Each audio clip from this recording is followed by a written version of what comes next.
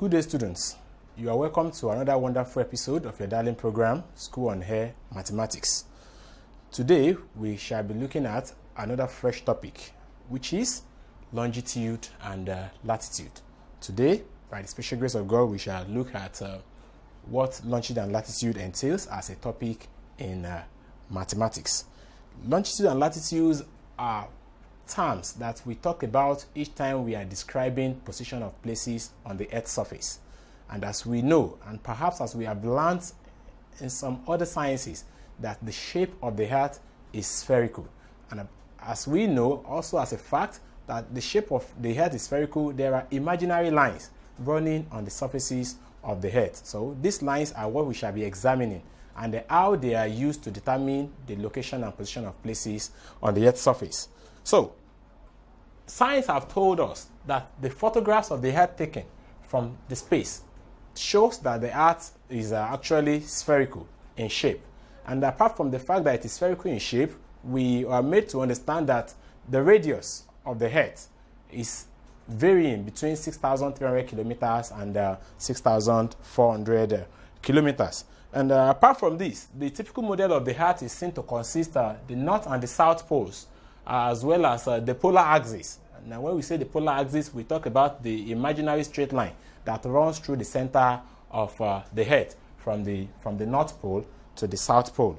And the Earth also has a center hole, and that is, of course, where the radius, that's the item 4 we have here, that is where the radius proceeds from. Because the distance from the center of the Earth to the circumference of that Earth is what we refer to as the radius of the Earth. And then we have the equator, that is the horizontal plane through the center, and which is also perpendicular to the polar axis. Okay, so that's what the typical model of the Earth looks like. And then you have this diagram showing us a clear picture of what the typical Earth looks like. Okay, so we have it being spherical in shape. Then we have the polar axis running from north to south. So this is the North Pole. Okay, and then of course we have the South Pole at the other end here. Okay, now this line moving from the center to the circumference here, the edge of the circle, that defines the distance between the center of the circle to the circumference. That defines the radius of the Earth. Okay, and then the center of the circle here is referred to as the equator. So that's what the typical model of the Earth looks like. So we have the North and the South Pole. You have the radius running from the center of the circle, of course, to the circumference, and then you have the center of the circle that is referred to as the equator. So those are the major things that you will be seeing on the typical model of the Earth. Okay, so having said that, there are some other things that we'll see on the Earth's surface, and that's taking us to great and small circles. Great and small circle. So if the Earth is caught by planes, each of which passes through its polar axis. Okay, let's go back to that diagram one more time. Okay, so we have the polar axis. Okay, so if we have planes that cut the Earth into different planes, okay, different divisions. That's what we meant by the Earth being cut by planes, each which passes through its polar axis. The circle formed on the surface of the Earth are called great circles. I take that again. If the Earth is cut by planes, each of which passes through its polar axis, the circles that are formed as a result of this passing through the polar axis, those ones are called the great circles. It's otherwise known as meridians. We'll use more of the meridian language as we proceed in this topic. But just keep in mind, each time we are talking about meridians, we are referring to the great circles. And what are these great circles? They are the planes that are cut as a result of line passing through the polar axis of the Earth. Okay, so now half of that meridian is always going to give us a semicircle. And that semicircle is what we call the line of longitude, or better still, we just simply call it longitude. So half of the meridian defines the line of longitude, or what we simply refer to as the longitude.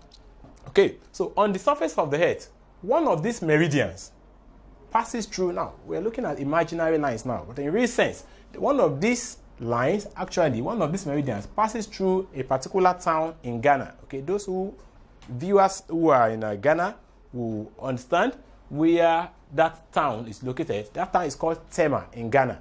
Okay, so one of these meridian actually passes through the city called Tema in Ghana, and apart from that city in Ghana, it also passes through the city of a place called Greenwich in London. And for that reason, it is always called the Greenwich Meridian, or sometimes it is called the Prime Meridian. So the word Greenwich Meridian comes from the fact that one of these great circles actually passes through a particular city called Greenwich in London. So we call it the Greenwich Meridian. So this Greenwich Meridian is always used as a reference point. So when we are describing longitudes of places on the Earth's surface, we always use that Greenwich city as the reference. And so that Greenwich Meridian is always used as a reference longitude. Okay, and that particular point actually is designated longitude 0 degree. Okay, so we say so it is designated longitude 0 degree.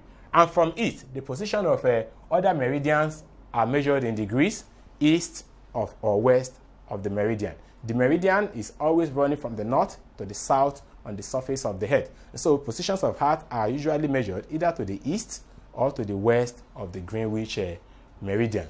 Okay, so and varying from a 180 degree east to 180 degree west. I hope you understand that, because you know, the total sum of angle you have within a circle or a point is 360. So if we have a reference point, dividing the circle into two equal parts, then it's dividing it into 180 degree on either part of the meridian. So we are measuring either in degrees east or west, and they're varying from 180 degree east to west, where the two longitudes meet. That is, in essence, 180 degree east and 180 degree west are the same longitude, but of course on different sides of the meridian. All right, so we said that where the two longitudes meet, that is 180 degree east and 180 degree west, they are having the same longitude. So just take a look at the picture. Okay, so we have the sphere coming up here again. We have the sphere, and then we have this imaginary line. That's the polar axis running from north to south. Okay, now if you look at this now, it's imaginary line forming a meridian. That's the great circle. Okay, that's the great circle. And then this point G, of course, it's referring to this one which is our reference point, the focal point, which is called the Greenwich Meridian. So this is on longitude 0 degree. Okay, and then this one, this line is a longitude east of the Greenwich Meridian. Okay, if you look at the four cardinal points, you have your north, south, you have your east, and your west. So if this is the meridian, then any side measured to this side is on the longitude east of the Greenwich Meridian. And of course, we have this line, longitude west of the Greenwich Meridian. All right, so having said that, so we said that, however, horizontal planes are cut through the Earth, and perpendicular to the polar axis circles of different or the same diameters are formed on the surface of the Earth. So when those ones are formed, then we'll begin to name them depending on where their position lies on either side of the Greenwich Meridian. So we said these circles are called lines of latitudes. These circles, we said, are called lines of latitude.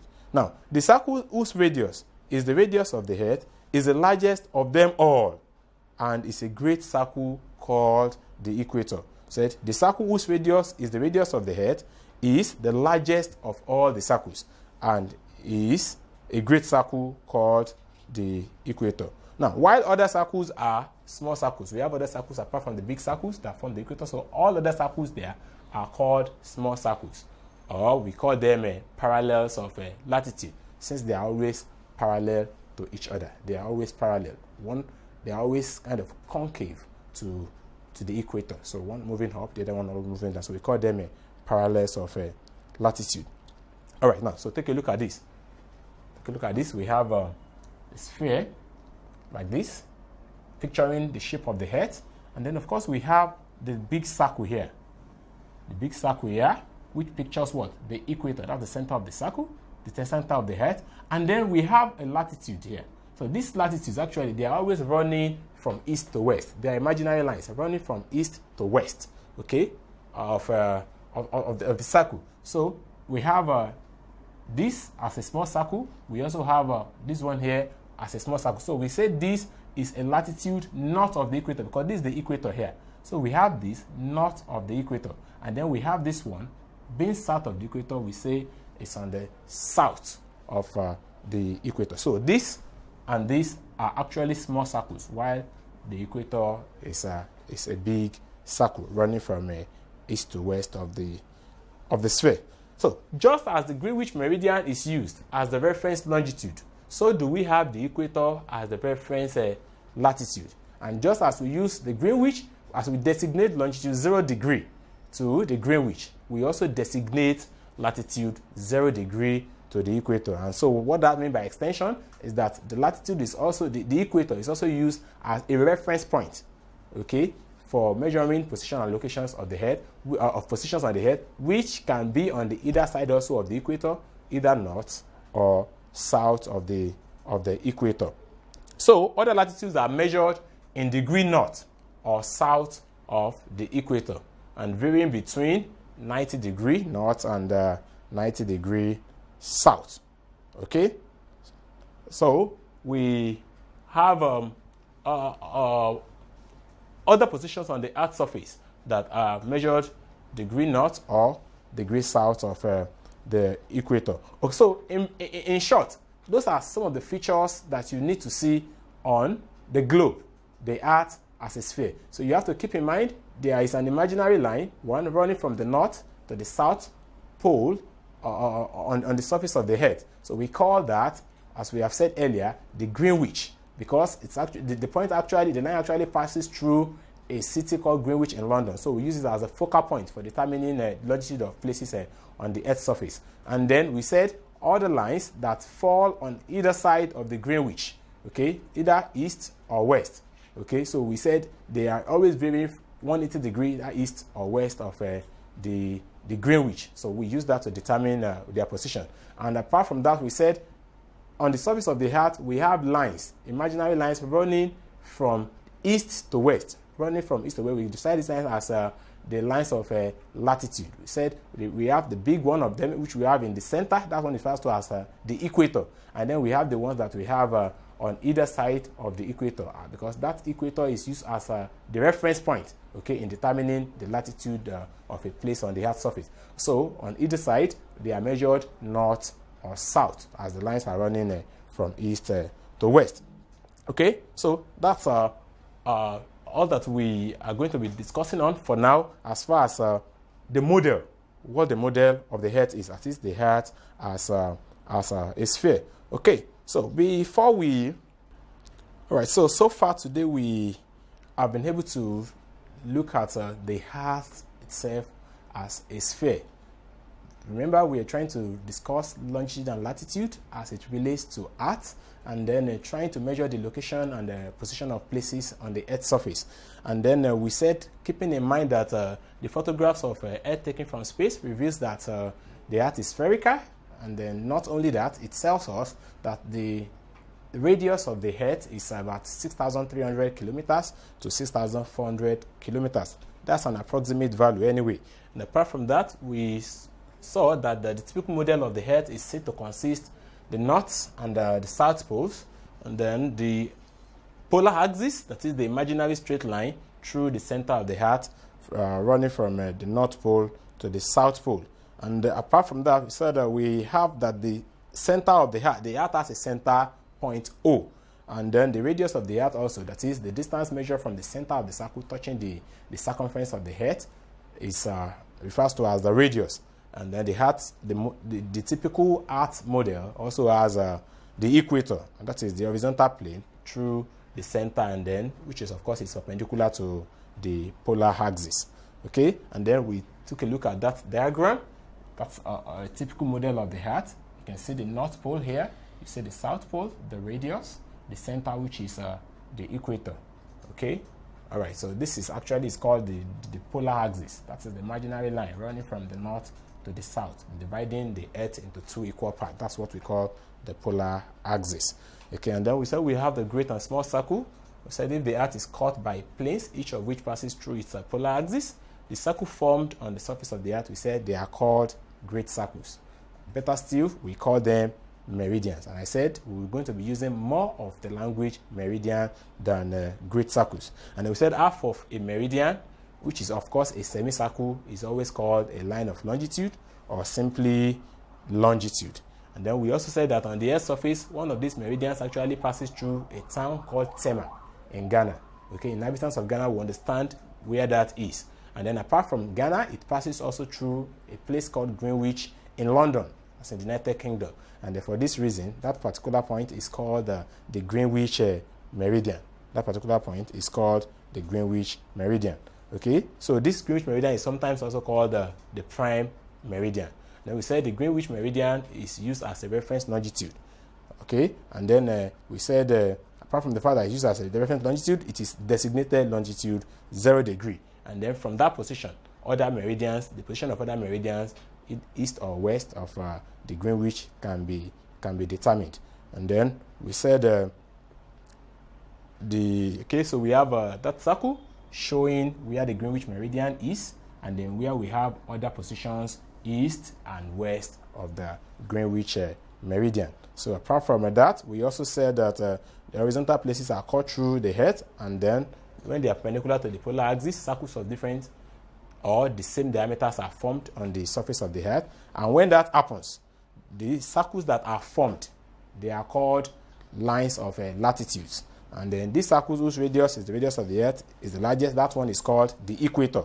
And then the other ones that are small circles are called parallels of latitude, since they are parallel to each other. So you have that diagram showing it, the equator and then the parallels of latitude that you have there. Okay, so we said just as we use the Greenwich as the longitudinal reference, we use the equator also as the latitudinal reference. So we designate it latitude 0 degree. Okay, so we said other latitudes are measured degree north or south of the equator, and they're varying between 90 degree north and 90 degree south. Okay, so that will be all about the typical model of the Earth for today. And before I leave you, I want you to just, as a manner of testing yourself, explain the following terms as it relates to the shape of the Earth, longitude and latitude. So the first one is the great circle. And then the second one, you have the small circles. Then you also to explain what a polar axis is, the equator, as well as the radius of the Earth. That shouldn't be much of a poster to you. So I will expect that you send your responses to the address that rolls just below your screen. So that's the much that the time will permit us to take on this episode. I will be seriously looking forward to meeting you on a fresh episode. So that's it for today. Bye for now, and God bless.